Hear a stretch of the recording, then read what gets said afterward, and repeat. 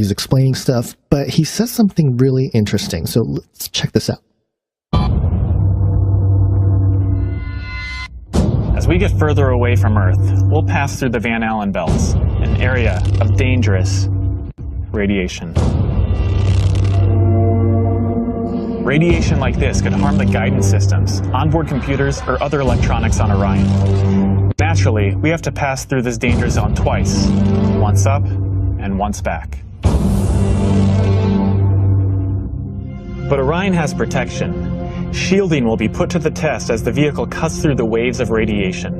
Sensors aboard will record radiation levels for scientists to study. We must solve these challenges before we send people through this region of space. Wait a minute.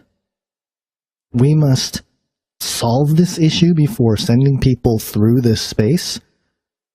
What happened during the moon missions? Didn't they go through the Van Allen belt as well? So, I don't know. Just wanted to point out this discrepancy where in this video, this guy is talking about how the equipment can fail and the navigation can fail and we're going to have to figure this out before we put people through it.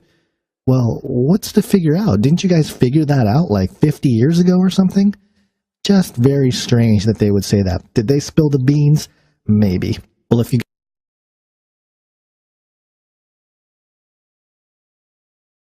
Two special guests from International Space Station, Terry Virts, the current ISS commander, and Samantha Cristoforetti, the first Italian female astronaut in space.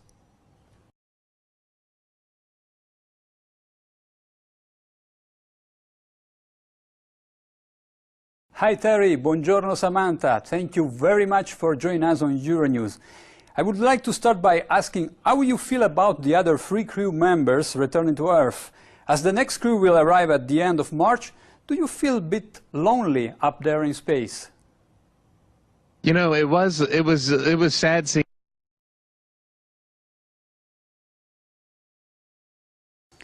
And what comes after the International Space Station once its mission is over? How do we ensure the presence of humans in space? Well, that's a great question. The plan that NASA has is to build a rocket called SLS, which is a heavy lift rocket. It's something that is much bigger than what we have today, and it will be able to launch the Orion capsule with humans on board,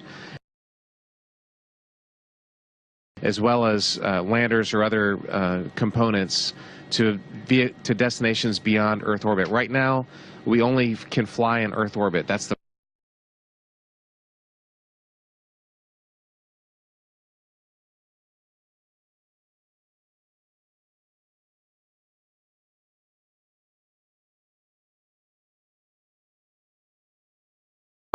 we only can fly in Earth orbit. That's the farthest that we can go. And this new system that we're building is going to allow us to go beyond and hopefully take humans into the solar system to explore. So the moon, Mars, asteroids, there's a lot of destinations that we could go to. And we're building these building block components in order to allow us to do that eventually.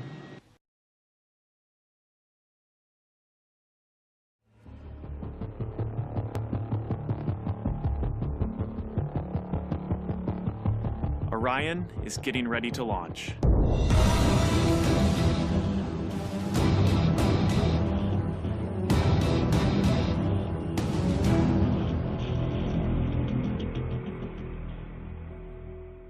My name is Kelly Smith, and I work on navigation and guidance for Orion.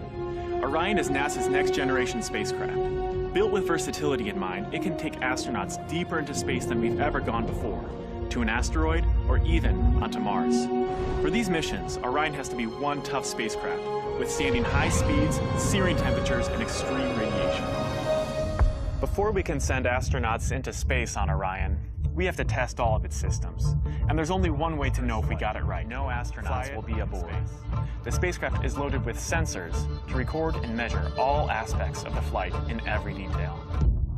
It all begins with launch, aboard a Delta IV Heavy. As the spacecraft and the upper stage begin their first lap around Earth, Mission Control in Houston is monitoring the progress of the flight. Orion's over 100 miles up and going about 17,000 miles per hour. Just as it passes over the Indian Ocean, we lose communication. As we get further away from Earth, we'll pass through the Van Allen belts, an area of dangerous radiation.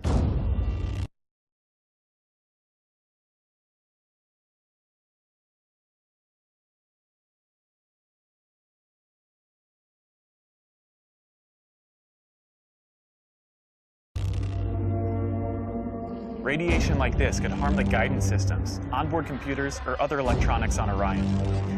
Naturally, we have to pass through this danger zone twice, once up and once back.